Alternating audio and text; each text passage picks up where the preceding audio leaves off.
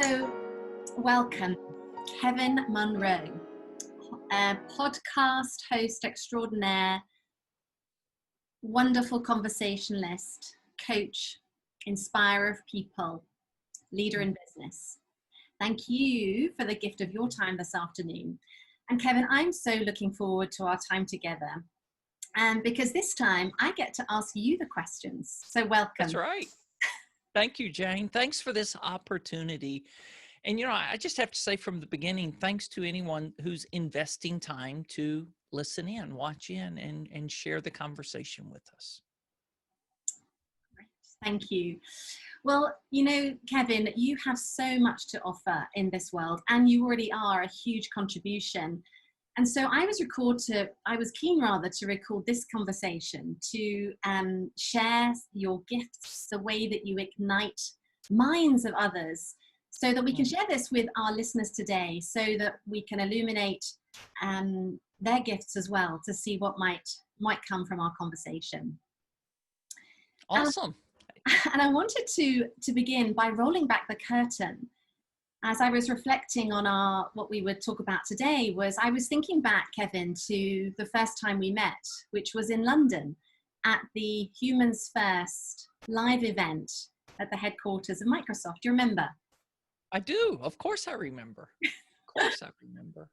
Well, yeah, we had connected a few months before on LinkedIn, but LinkedIn is good, but it's nothing like meeting in person.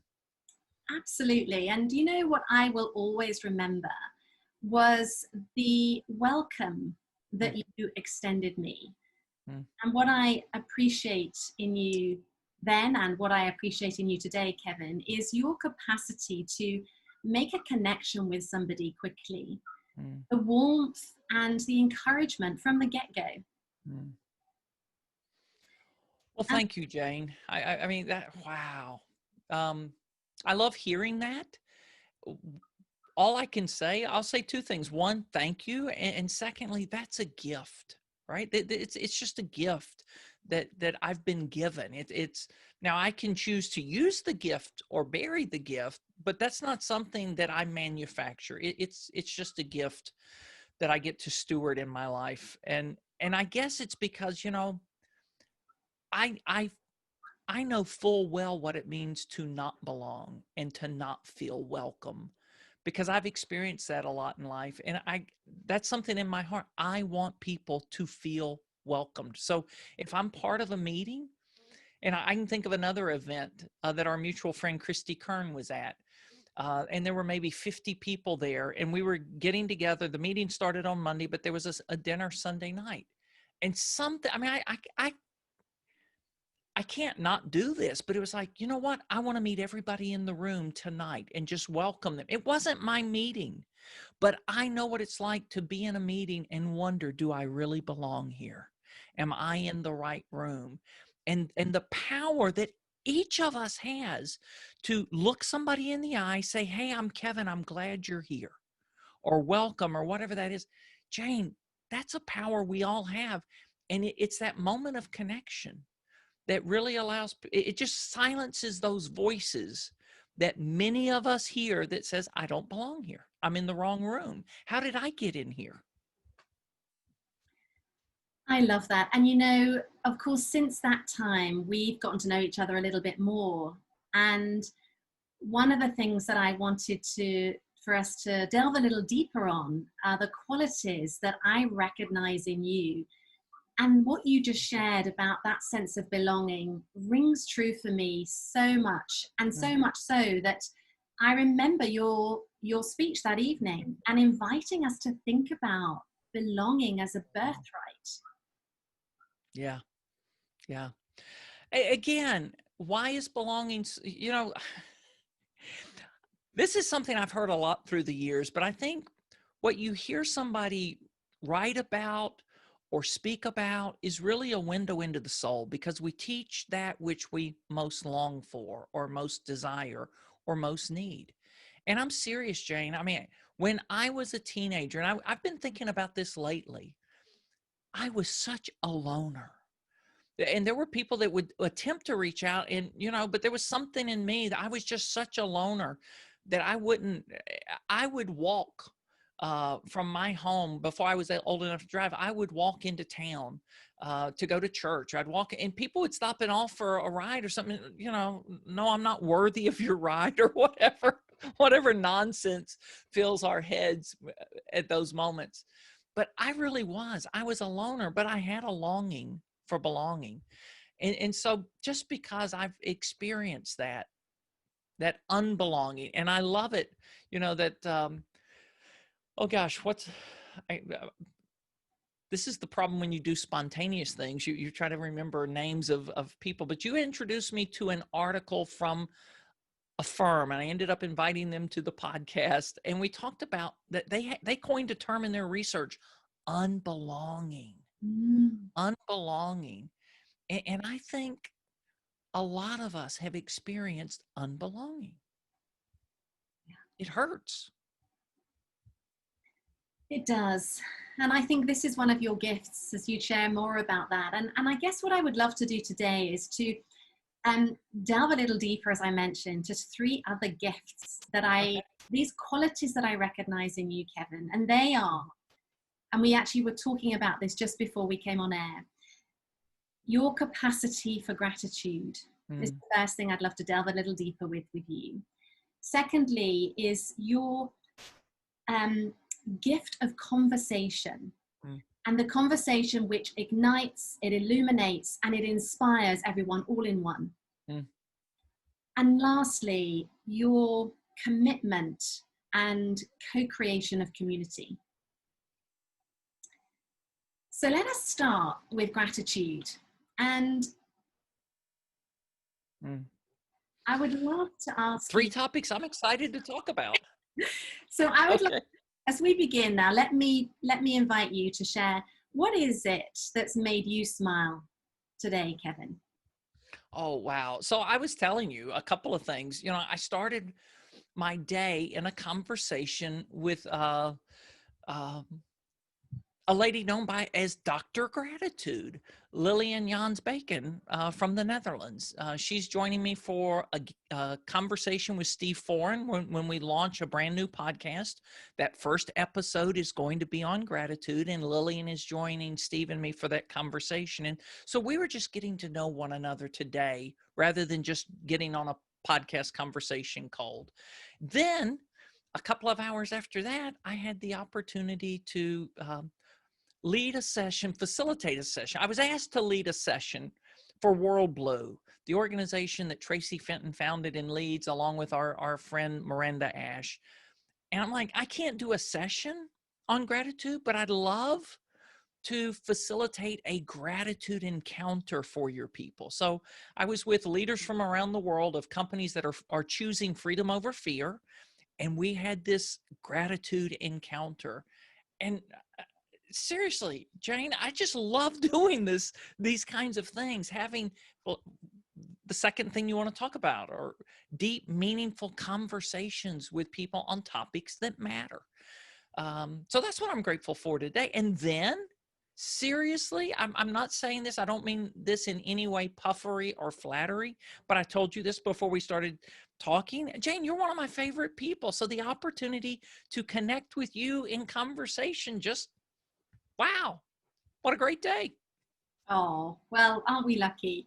And I hope our listeners too. So let's just backtrack a little around this wonderful quality of gratitude, Kevin.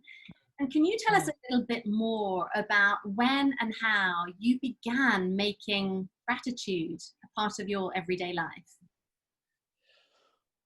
Okay, I'm going to answer that question in 2 ways. I'm going to answer the question at the bit of programmed or robotic response of gratitude that I was first taught. And then when I remember the season, I don't want to say moment, I remember a season when it changed dramatically. So, I remember when our kids were little, I don't know, there was something, right, about this, have an attitude of gratitude, right? And we wanted to instill gratitude in our children.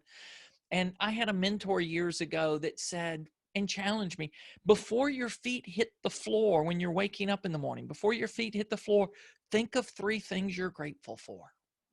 And so, Jane, if I'm honest, or when I'm honest about what gratitude looked like in those seasons of my life, I had a very anemic gratitude practice. Gratitude was one of those things that was on my daily routine, like a checklist or a tick list, and this whole idea of name 3 things in the morning. Now, I am a morning person, but sometimes very first thing in the morning, my brain's not fully firing.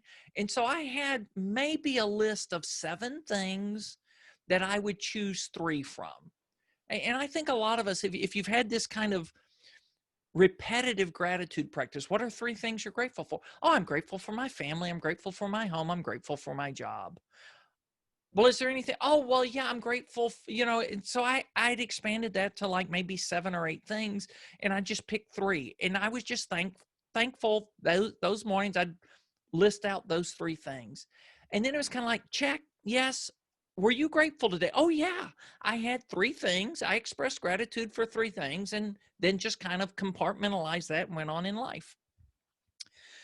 2 years ago, at this very time, we were beginning to wrap up. Oh gosh, I'll tell you this. I've shared this with a couple of times, but I remember it was April 17th, 2018. It was a very dark day. I've had a few bouts. I've had at least 3 bouts of depression in my adult life that I can look at, and I think the last one was that April 17th, 2018. I just couldn't get out of bed that morning, and I pulled myself out of bed late. Okay, late for me is like 7 or 7:30 because I'm usually up between 4:30 and 5 without an alarm clock. So to sleep till 7, that's like sleeping in. But here's where I discovered the power of morning routines. That morning I came in, I didn't feel like doing anything, but I had a daily gratitude practice I had started, and I'd had a friend that challenged me, a mentor I'd met 17 years ago, and then reconnected with him 4.5 years ago. And he challenged me. He said, would you join me in praying 15 minutes a day? And I'm like, oh my gosh, Doug, I don't think I've prayed 15 minutes in the last 2 years combined. Not in that, here is a concentrated period of prayer. I'm more of there are a lot of times I'm talking to God or wanting to hear from God, but it's not like sit down and have a prayer time. But Doug said it's not bring a list to God. It's just kind of sit and hear. Is there something God wants to speak to you today? So it's just a quiet time. So that morning, and I still have it in my journal, I just wasn't feeling anything. And just noted that. And then I wrote a prayer. And I'd probably written this one before, but I said, Holy Spirit, you're the source of creativity. Ignite creativity in me. And I was in this, what I would call liminal space, half awake, half asleep. I might have even dozed back off, nodded off or something. But 45 minutes later, Jane, I was fully awake and had an idea that was like 85, 90% fully formed to do a 90-day program that we would call the extraordinary or extraordinary experiment, and lead people from what I was feeling about my life that time, totally ordinary. What if we just did these incremental things, little challenges a week at a time? Could we experience more extraordinary in our lives? So we put together a program with my friend Christy. I called Christy. I said, hey, I got this crazy idea. And like Christy usually says when I call with a crazy idea, we should do it. So the next day we had a landing page. We recruited. We had 274 people from 28 countries join us, and we had 247 people stick with us through the 90 days, 13 weeks. Somewhere along there, we had this gratitude challenge, like sandwiched right in the middle. And so we had this rhythm that on Monday we would announce that week's challenge. Wednesday we'd come back with a little more tools and resources to help people. And on Friday we'd reflect back. What difference did this make? What were the encounters you had this week? Well, as we started preparing for gratitude, Christy and I actually got into deep conversation. Well, what's deep conversations? What's the difference between gratitude and thankfulness? And Jane, that was honestly, and I'm a bit embarrassed to say this, but I think I was 58 years old when I really began to realize there is a difference between So for me, gratitude or Thanksgiving is more just the act of saying thanks. Mm-hmm. Gratitude is this orientation, or this, this lingering appreciation. It's not an act. Gratitude is this lifestyle. Gratitude is just how we become. And our mutual friend Steve Foreign wrote a book, and I love this line. His book was Surviving to Thriving, the 10 Laws of Grateful Leadership. And in Steve's journey, he said, when I realized that everything in my life was a gift, gratitude was the only natural response. Right? So a little over 2 years ago, I really started just wanting to live in gratitude, not just have a gratitude activity that I checked off in the day. About that same time, I had discovered these 2 loops. One was called the Scarcity Loop.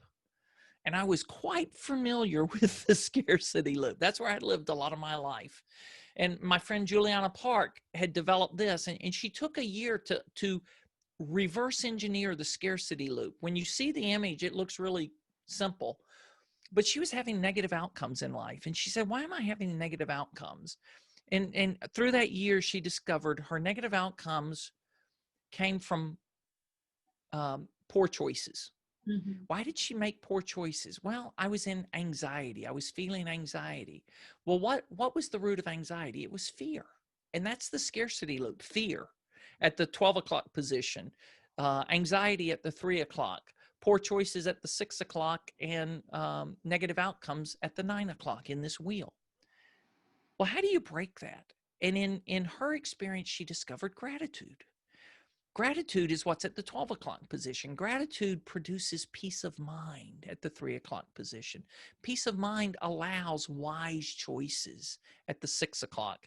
And then wise choices produce positive outcomes. Mm. And so all of a sudden, I'm like, I've lived most of my life in the land of scarcity, in the Scarcity Loop. And when I'm in the Scarcity Loop, and you engaging with us here, I'm wondering, do you feel it like a sucking vortex, right? I mean, it sucks you further and further down. It is this negative spiral, where gratitude is this virtuous cycle. When we're grateful, we find more things to be grateful for. So rather than just having this gratitude checklist that I do in the morning, I incorporate gratitude throughout the day. And like right before I was going to do this session with World Blue, I stopped, I picked up my gratitude journal. I just wrote, I'm so excited and I'm grateful that I get to host a gratitude encounter for my friends at World Blue and their members. I'm grateful for that. I'm grateful that we're having this conversation. And all of a sudden, I just watched any time that I was feeling getting sucked into the scarcity cycle or loop, that gratitude was so I say it this way, gratitude is the gateway to abundance. Mm-hmm. Gratitude's the gateway. Gratitude is what allows me to shift, allows us to shift. I love quoting Aeneas Nin, who said, we don't see the world as it is, we see it as we are. Mm-hmm. Gratitude changes how I see the world. And then that changes everything, Jane, right? And so anyway, there are times, I may be, gosh, how many of us have ever underbid a project that you end up having to deliver on? And then, you can really, I found myself, there are times I've begrudged that, and I'm like, oh, and you get in that really negative state. I can't believe I have to do it. And nothing good comes out of that. And instead, even in those situations, I say, well, wait a minute. Let's reframe this. Let's start with gratitude. Oh my gosh. Look, I'm getting to work with this amazing group of people, and I'm having the opportunity to impact people. Mm-hmm. I'm grateful for that. So gratitude, just for me, it's this the gateway that I keep going back to when I find myself somewhere in the land of scarcity, which if you ever look at that word, that's Scar City. Mm-hmm. Oh, wow. And scars are hurts that never healed fully. right? So that's what gets us in scarcity or scarcity. And gratitude is what allows me to make a shift. I'm sorry, that was, wow, I talked a long time with that question. Well, it's beautiful and very inspiring. And you know, as I listened to you, it created in me a real sense of hope. Mhm. You know, applying gratitude in our life in the darkest and Mhm. difficultest times. You know, right now, as we're recording this, we are still in the middle, or I often wonder, are we at the beginning of the end or the end of the beginning in this pandemic? We Yeah, just don't know. yeah. And I think there'll be some people out there that will be anxious, that will be experiencing some of the emotions that you talked about for yourself a couple of years back. And so this was a very inspiring story. Mm. And I guess what I would love to ask, how would you describe the impact of gratitude on your life, Kevin? Oh my gosh. Wow. Okay, here's what's interesting, Jane. It's kind of funny because there's still some circumstances in life and business that aren't ideal, right? I mean, for many of us, but I'm enjoying life. And I think that for me, that's the biggest thing is gratitude allows me to focus on what I have versus this hyper focus on what I lack. Mm. And my friend Chester Elton, we were doing some things together right when the pandemic started, and he and his colleagues, they coined a hashtag, find your gratitude. And I love that because right now, for many of us, we do have to look. There are times when it just seems like there's so much low hanging fruit, so many things are going right in your world, and you go, what are you grateful for? And you just, oh well, this and this and this, and you just have this long list. Then there are other times you really have to pause and you go, but whenever we pause, we can always find something to be grateful for. And if Viktor Frankl could do it in the concentration camps of Nazi Germany, find some beacon of hope, we can do it in our circumstances. So it just allows me to reframe and to find something worthy of celebrating. And then I guess the other one I'll tie back to Steve Foreign. So he sends me his book. He said, I'd love to share my book. Maybe you'll have me on your podcast. And I'm like, Steve, you can't teach me anything about gratitude. That's what I was thinking. So I read the first chapter of his book. And I'm like, there's nothing really revolutionary in here. But the last chapter was on purpose. And I'm like, well, and I won't have a guest on my podcast if I haven't read their book and believe that I can hardly recommend it to the community of listeners that you too may want to read this book. I try not to say should, but may want to read this book. So I read the last chapter on purpose, and I read a line in there. And I'm like, where did this come from? So I started back at the beginning, reread the whole book. And he had this line, and Jane, it totally cracked open my understanding of gratitude. And here I'm thinking he won't teach me anything. Every time Steve writes about gratitude, it was in this couplet: you are worthy and you have much to be grateful for. You are worthy and you have much to be grateful for. And I had honestly, again, maybe everybody else on the planet knows this and I was the only one that missed it, but missed a connection between self-worth and gratitude. Mm. It's like, wow, we are worthy. And so that night, I'd flown to Edmonton, Alberta, Canada. I'll never forget. I read the book on the two different flights that day. Get to the hotel that night, and it wasn't a big hotel, 3 floors.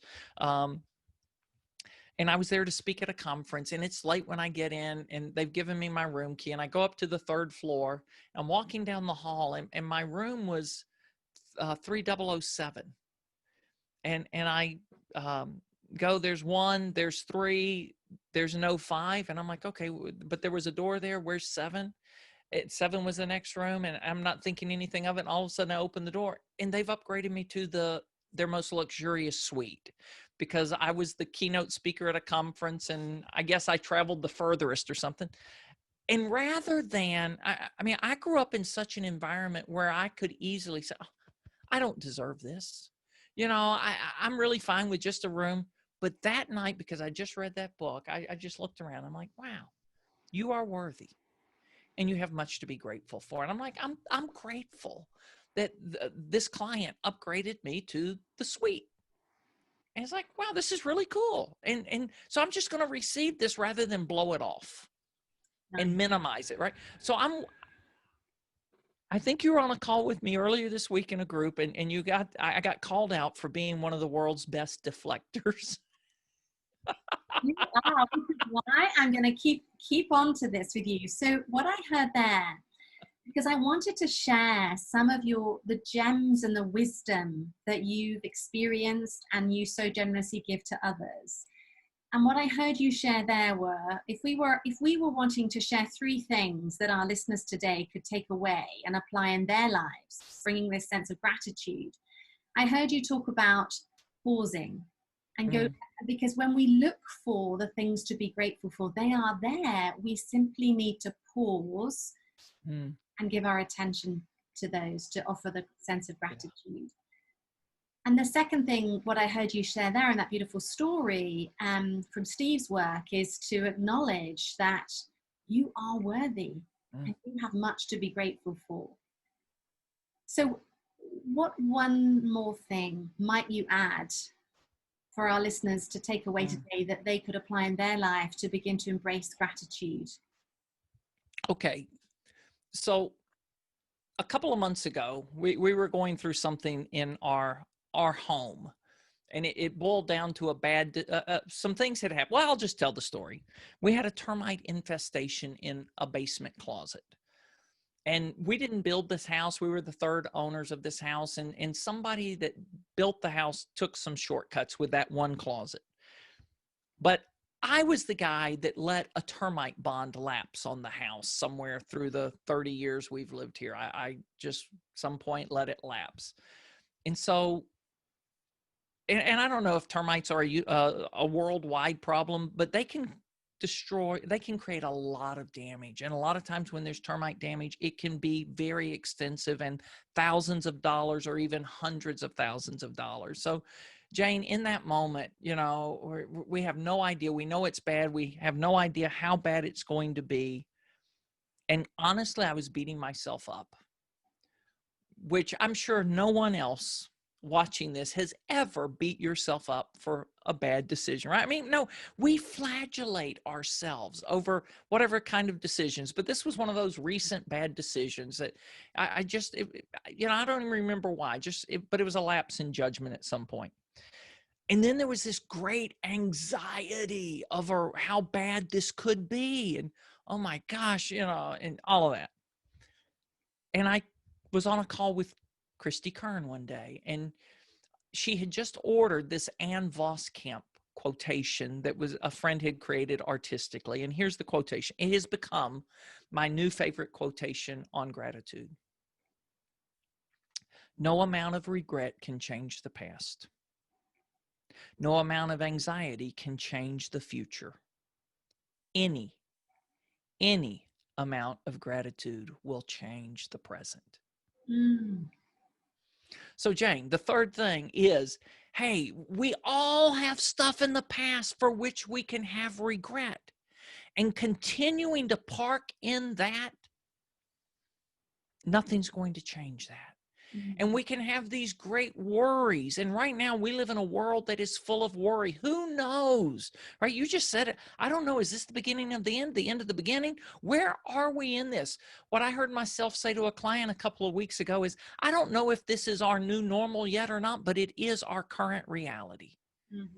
Right. And so we have to deal with this. So, but no amount of anxiety is going to change the future. But wherever you're at, whatever has gone on in your past, whatever's hovering over you about your future, in this moment, finding something to be grateful for will change now. Well, what a beautiful kind of summary of what we've just been talking to and about around gratitude. And I love that quotation. So thank you for sharing that with us today. And what I would love to do is to move into what I'm grateful for about you. And this is this art of conversation, a real role model host of podcasters.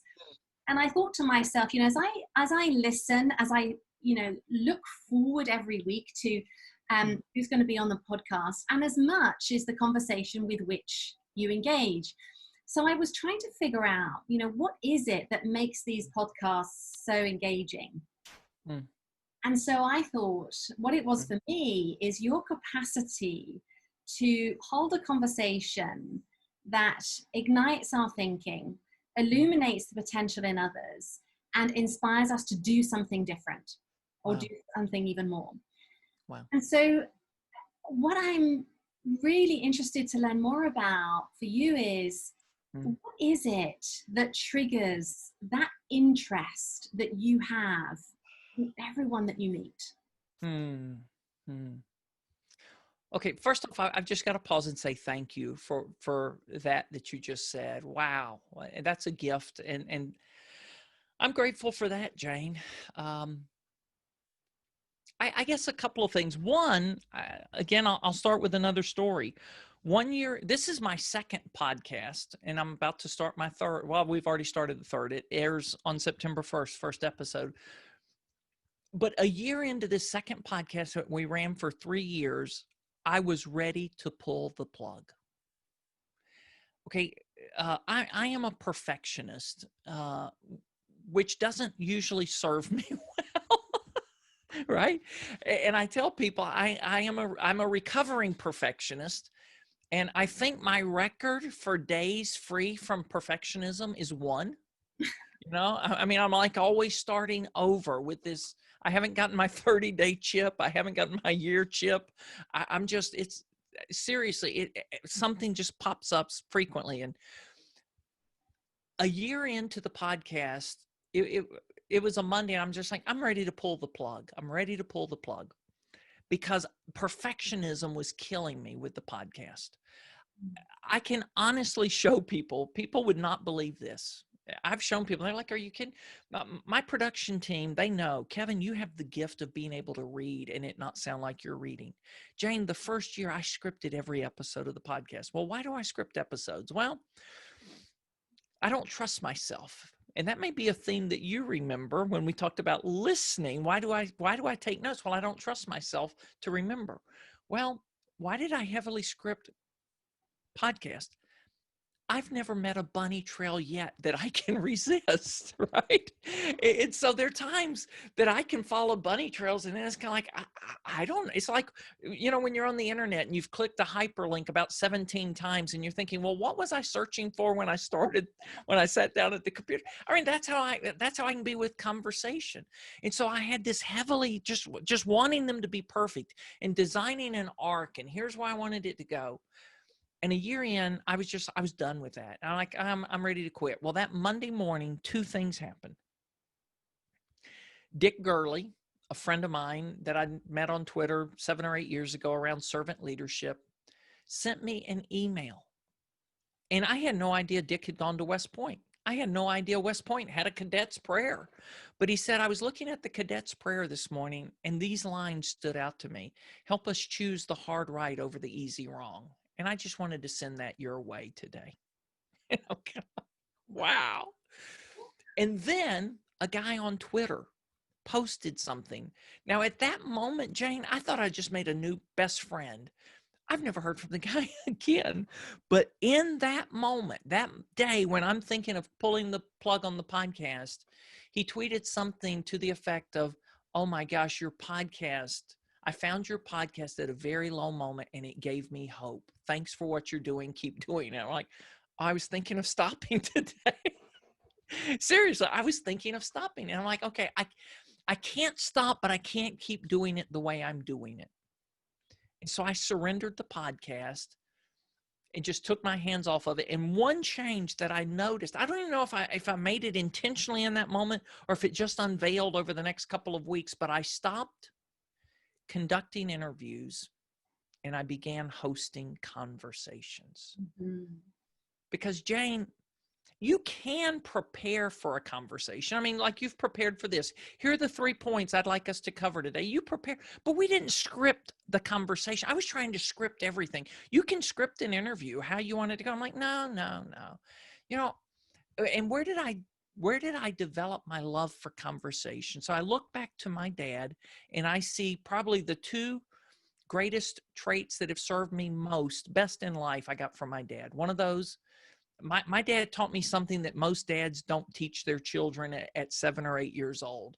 My dad taught me to talk to strangers. When all of my friends' dads were telling them, don't talk to strangers, my dad was saying, well, no, engage in it. But, you know, I don't mean just any stranger, but my dad was the most gregarious fellow around and just knew people and loved telling stories and loved conversation. And so just hanging out as a kid and hearing my dad and his friends tell stories, and you know, it just really gave me this longing for conversation. And Jane, amazing things come out of conversations now, right? We just have a conversation. So some years ago, I had read the book The Big Leap, Gay Hendricks. And I thought I'd found my zone of genius was to create, connect, and deliver.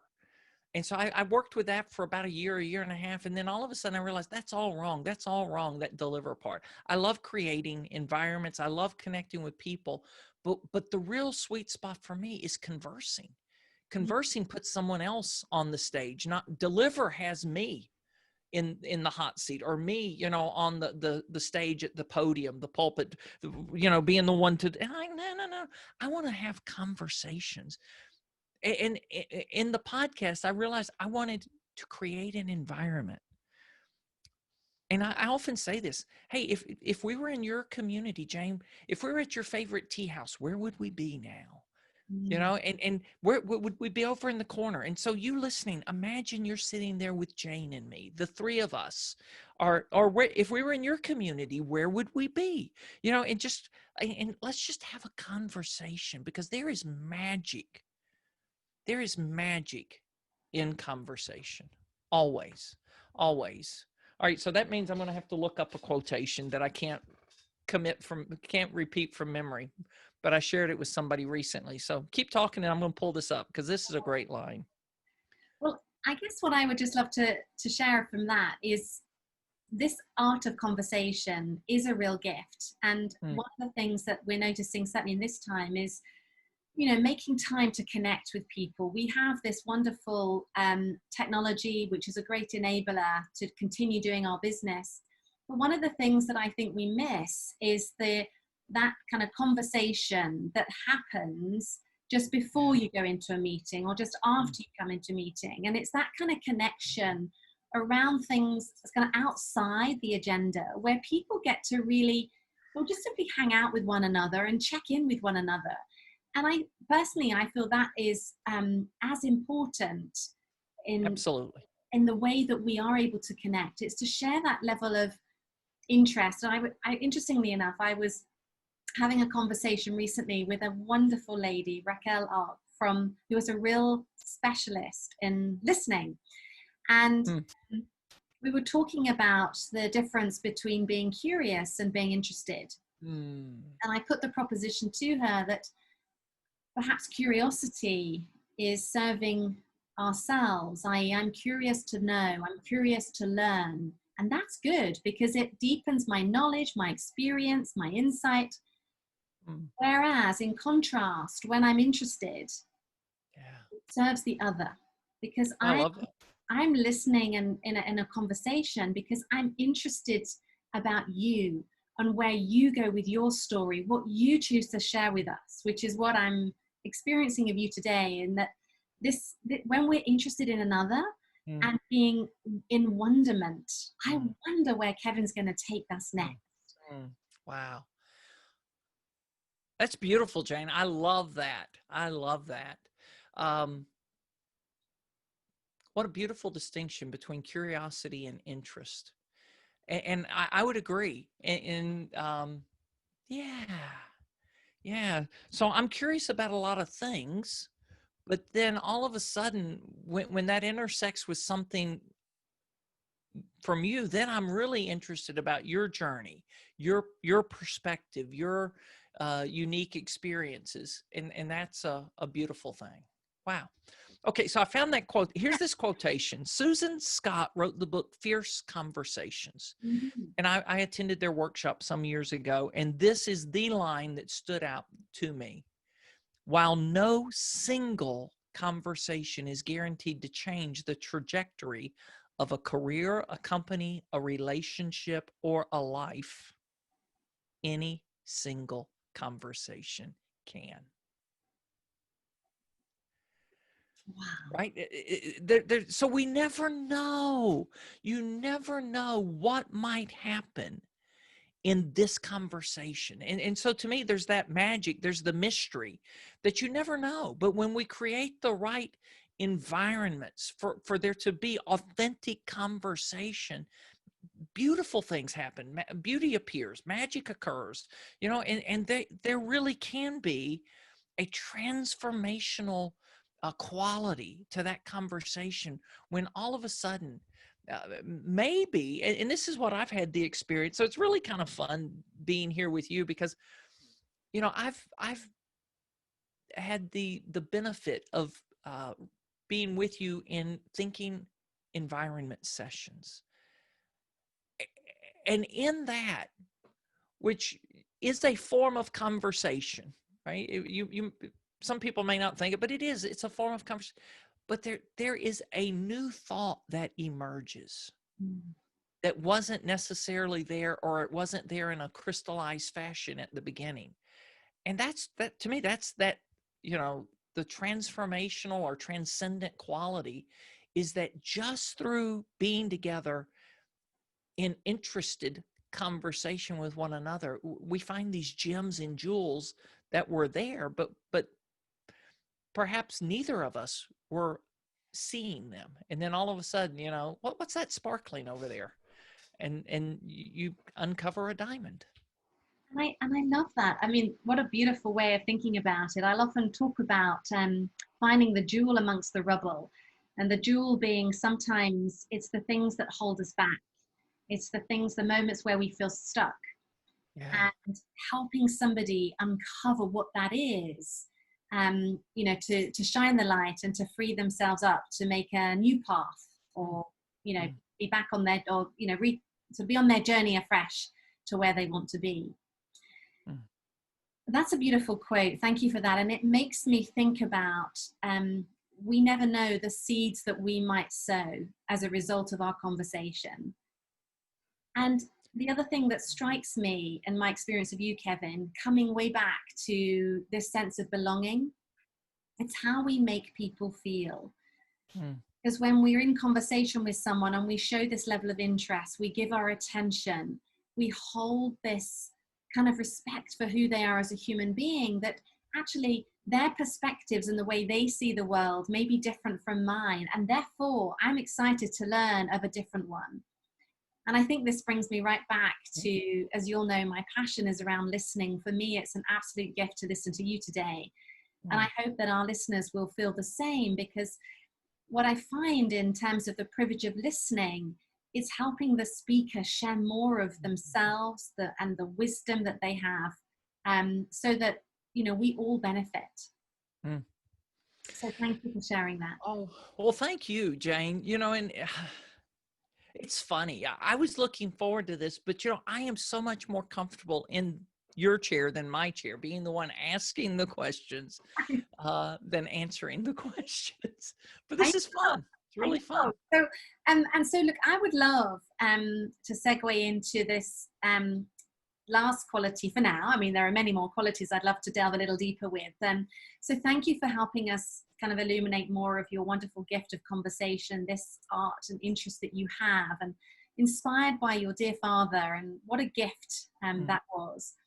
And so now it really builds on what we've just said, which is this capacity to commit to and co-create. And I use those words specifically because this is what I experience of you.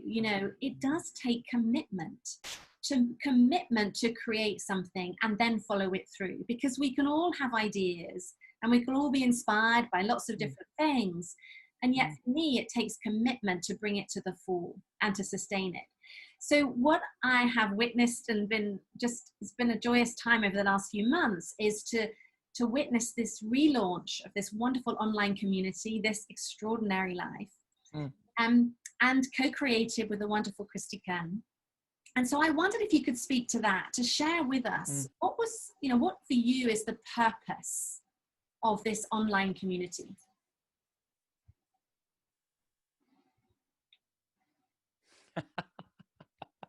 The purpose of this online community, is that? Yes. The purpose. A place of belonging. I mean, a place of belonging, and a place where where people are free to come in as our truest, most authentic selves. Jane, I make no secret about it. I turned 60 last year, and that wasn't a bad thing. It was actually a good thing.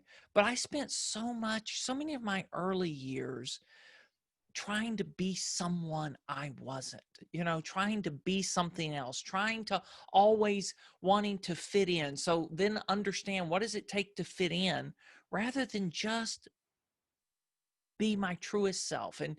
And so that reminds me, E. Cummings, a line I did commit to memory because I love it so much: to be nobody but yourself in a world that's doing its best night and day to make you everybody else is the hardest battle any of us fights and never stops fighting. We have this longing for belonging.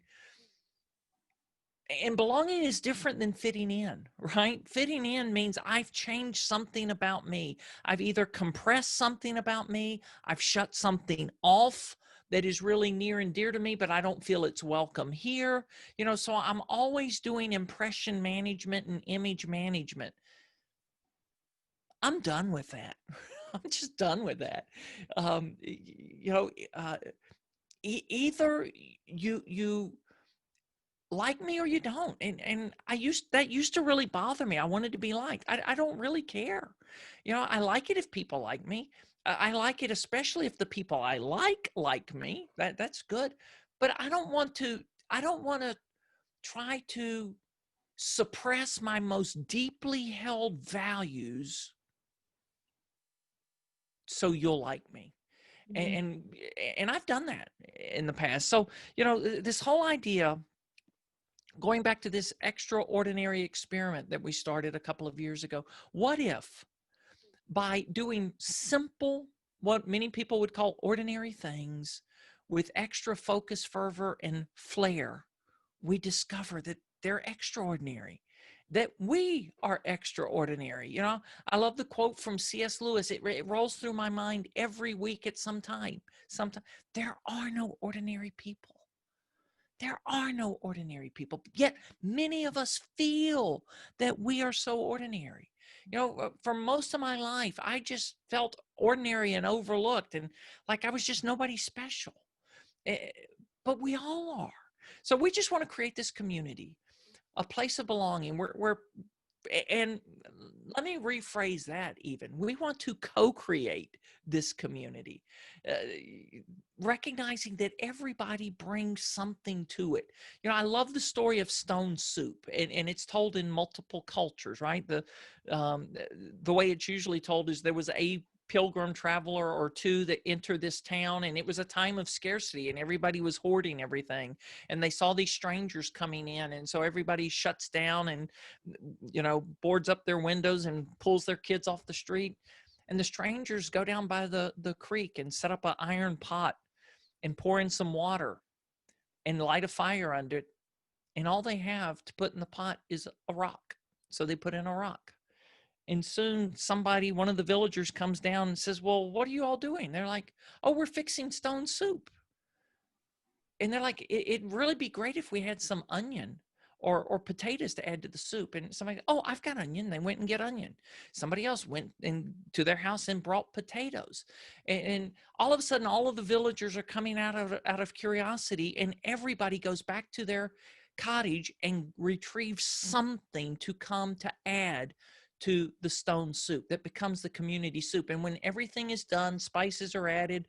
The butcher even brings, some lamb or beef, and all of a sudden there's this beautiful soup that everybody around the pot begins to enjoy together. right? But and to me, that's the best community, is this stone soup, when everybody brings their contribution.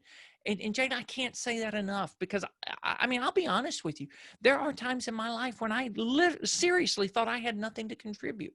Why? Because I was trying to compare myself to other people. And what I have to contribute doesn't look anything like what they had to contribute, or what they had to contribute, or what they had to contribute. So, well, obviously I don't have anything to contribute.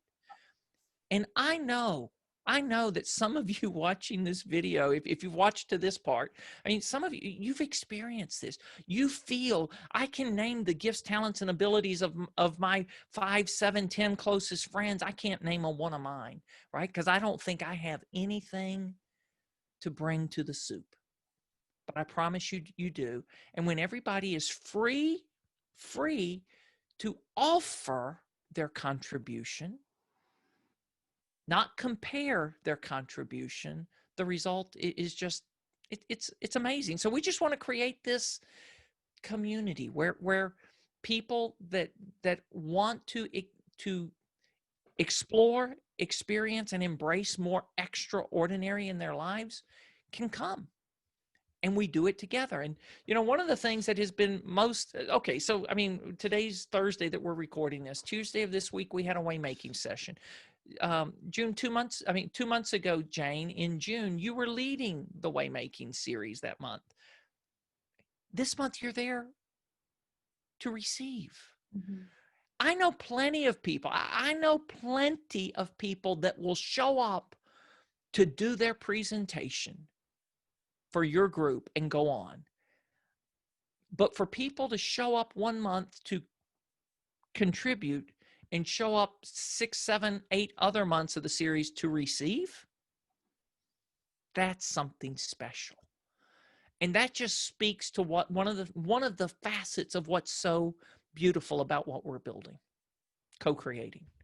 I love that, and thank you for sharing that. And so, what more do you feel that you do to enable people to contribute and to belong in the way that you've described? Because you talk about, you know, I love to create environments, and I do too. And I feel that it's also how we show up. So how do you show up that enables people, Kevin, to feel themselves rather than having to compete with others, so that they can be this lovely contribution you talk about? How do you show Jane, I don't know. I'm tearing up.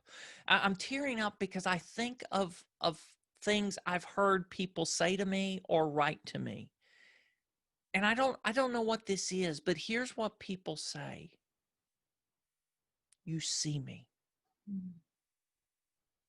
I feel seen. I feel heard. I feel valued. Jane, I don't know what I do. Okay, I do know this. I do know this. You know, when I've gone through these exercises and tried to identify superpower, and we can label lots of things that we think somebody has as a superpower. And I mean, I know other people may say things, I'm gifted in facilitation. I don't think that's a superpower. I think that's an expression of a superpower. When I dial it back, I think at the heart of my superpower, when you say this, when you ask me that, and it just kind of bears my soul for a moment. Hard to say, but in all honesty, I believe my superpower is genuinely caring for people. Mm-hmm. And that again is a gift. That's not something I create. That's not something I can stifle it, or I can let it, you know, blossom. But I genuinely care for people. And somehow we create environments where what? People feel cared for. People feel seen. They feel heard, valued. I'd like to think that every place is a place where people are seen, heard, and valued. We need more of those. I don't know. What do you think? I mean, that's the best answer I can give you, friend. But it's really interesting because I think we are so quick to interrogate when things don't go well. And as you said before, when we make a bad decision or we kind of self-flagellate, and yet we very rarely, if ever, interrogate, what is it that makes this so good? What is it that makes this community thrive, and the way that people belong, the way that people contribute? So what I see, because I'm very fortunate to be part of the community, is I see that people are appreciated. So when people put a comment in, the first thing I see is that people, they like and they cheer. And that's not just about, us receiving that kind of dopamine hit that we know, yes, that's good. But actually, what I see is people take the time to contribute their thoughts and ideas in this community. So they'll share why they have liked or that message has landed for them. And even today, I was on an exchange with a few members, and something I had commented had ignited someone else's thinking that then took mine further as well. So together we keep adding to our thoughts and ideas. So that's one thing is that I see this appreciation that goes on in the group, but it's real and it's authentic. I think that's the first thing. I think the second thing is that it's very varied. In this community, there are lots of things for you to get involved in. So you talked about the waymaking sessions, and I personally love. It was a real privilege to lead one group sessions of those, and equally to participate and learn from of your other guests and contributors. So you have the learning and the skill building and the knowledge developing piece. You have these wonderful challenges that help us contribute and be part of. There's a gratitude challenge, for example. You spoke earlier of this wonderful infusion. Then you have these amazing hangouts that people can turn up to on a facilitated conversation with yourself and have these, really meaningful conversations. And then you have these other deeper connection monthly sessions. And so what this community offers, what you have created, Kevin, is this structure that enables people to dip in and out of, depending on where their energy is and where they feel they'd like to contribute. But it's free of any competition and it's free of judgment. And so those, I think, for me, are the qualities that you, Kevin, and Christy bring to this community, this extraordinary. Wow. Thank you, Jane. Yeah, we want it to be an environment where there's something for everybody, and we want everybody to be free of the fear of missing out, right? Because if something's not for you, that's okay. It's not for you. Don't feel that you have to do it all. And we're still young enough in this community that we're honestly seeking to find the right rhythm and harmony of things. What is the right mix and balance? But I'll just tell you this, it's in business, it's the most fun thing I've ever done. And just to watch the way people find their way there, and then to watch people flourish, and then to watch people invite friends. We're talking about how do you market this? And I called Christy a couple of weeks ago because I was reading something, and I know Robert Cialdini in his book Influence talks about marketing. One of his his first premise is reciprocity, but then one of those is scarcity. And people have said, the way to grow a community is to close the doors and to prohibit access and to make people feel they have to get in now. And I just called Christy. I said, Christy, I want your help with something. Do we agree that one of our values is abundance? She said, yeah. I said, well, then please hold me accountable to never use scarcity as a marketing technique to promote something for which a core value is abundance. You just can't do it, Jane. There are these things, there are gimmicks to market anything. And so many times we don't even question it just because it's the standard practice. But that moment, it was just clear.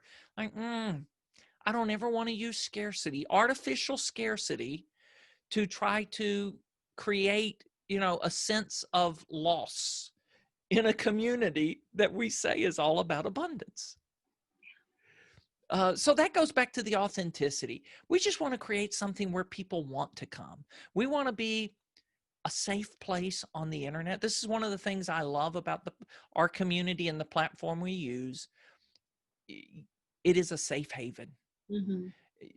There is no slime. There is no just the filth that so many people feel at some social, the grunge. You feel like you need a shower after you've been on some social media sites. You just see so much hate and venom and, fear propagation. So we just want to be something different. We want to be a place of purpose and positivity. Those are the other words that I just always resonate with. Let's create a place of purpose, positivity, belonging, love, acceptance, and see what happens. Well, you're certainly doing that, my friend. So as we begin to bring this conversation to an end, and just taking a moment, Kevin, to reflect on what we've talked about today in terms of, your capacity for gratitude and helping our listeners think through 3 things that they could apply in their life. Your gift of conversation, how in a conversation you're able to ignite our thoughts, illuminate our feelings, and also encourage us to move forward. And lastly, your wonderful ability to co-create and commit to developing a community, in this case an online community world. It's global, so people from all over the world, which just brings yet another depth to it. So as you reflect on these 3 things we've talked about today, I happen to know as well that you are a rather fabulous grandpa. Yeah. The question that I would like to ask you, reflecting on your life, what is one thing that you would love for your granddaughter to know as she develops into the young woman that she's meant to be? Wow. Okay, Jane. Emma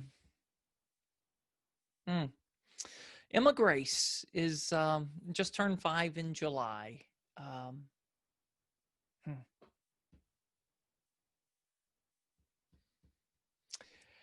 There's a song that when you say that, all of a sudden, maybe a month ago, one night I was not sleeping well, and I went and got my phone, turned on a track on Spotify, and I remember waking up hearing several songs through the night. But that morning, when I finally woke up, I heard a song that I could never remember hearing before. It was Canvas and Clay. And there's a line out of that song that says something. When I forget or when I doubt it, remind me that I am wonderfully made. Wonderfully made. I want Emma to know,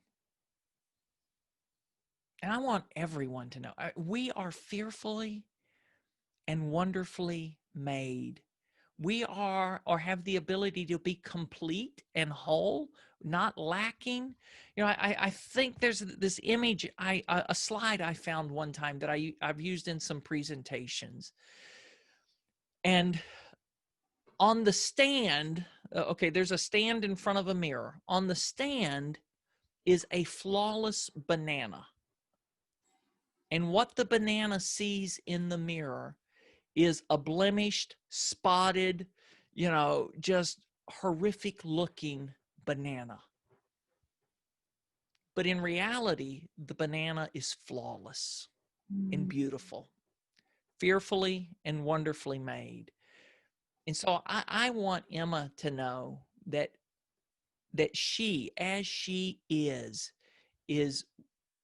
fearfully, wonderfully made, beautifully created, that she has gifts, talents, and abilities, a contribution to offer the world, and that she doesn't have to change to fit in with anybody or any place.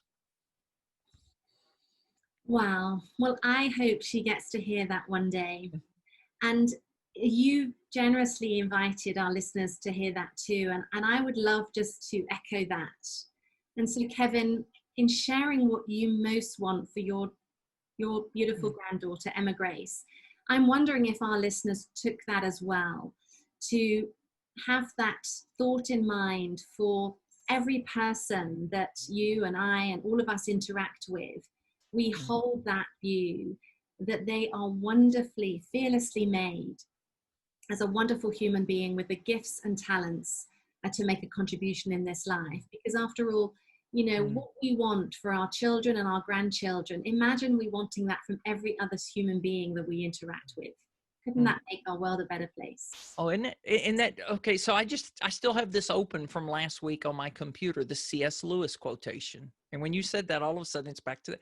Let me read it. There are no ordinary people. You have never talked to a mere mortal. Nations, cultures, arts, civilizations, these are mortal, and their life is to ours as is the life of a gnat. But it is immortals whom we joke with, work with, marry, snub, and exploit. Immortal horrors or everlasting splendors. This does not mean that we are to be perpetually solemn. We must play. But our merriment must be of the kind, and it is in fact the merriest kind, which exists between people who have from the outset taking each other seriously. No flippancy, no superiority, no presumption. There are no ordinary people. Wow, beautiful. And that idea of accepting people for who they are and not feeling that we need to be someone other than who we are, knowing that we are made as beautiful, as worthy human beings. Yeah.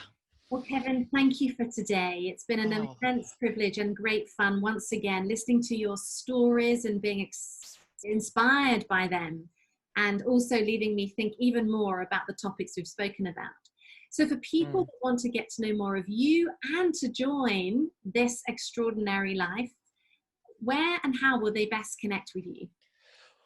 Well, I'm on social media. LinkedIn is the place I'm most active, just Kevin Monroe. You can find me there. On Twitter, it's Kevin_Monroe. And then the domain, we have a unique domain, thisextraordinary.life.